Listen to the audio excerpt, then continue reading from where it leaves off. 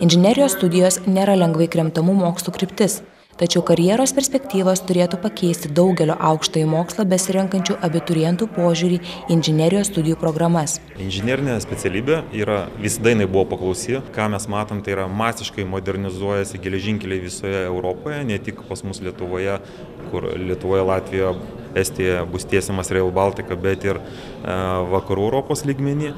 Ir dėl to poreikis tokių inžinierių yra šiai dienai labai didelis. KTU inovacijų ir verslo centro rengtoje paskaitoje, ką dirba inžinieriai šiuolaikinėse kompanijose, įmonės FIMA atstovai supažindino su geležinkelių transporto inžinerijos kompanijų darbo srities specifika bei kasdieniais iššūkiais. Inžinerija pati patraukli yra savo sudėtingais sprendimais. Yra galimybės labai tobulėti, neįsiemos galimybės ir galima kurti naujus sprendimus, pritaikyti prie esamų sistemų.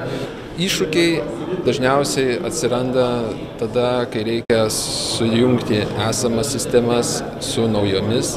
Inžinieriaus darbo diena dinamiška bei kupina profesinių iššūkių, todėl technologijomis besidominčiam ir studijų kryptį besirenkančiam jaunimui vertėtų pamastyti apie inžinerijos studijų programų teikiamas profesinės perspektyvas.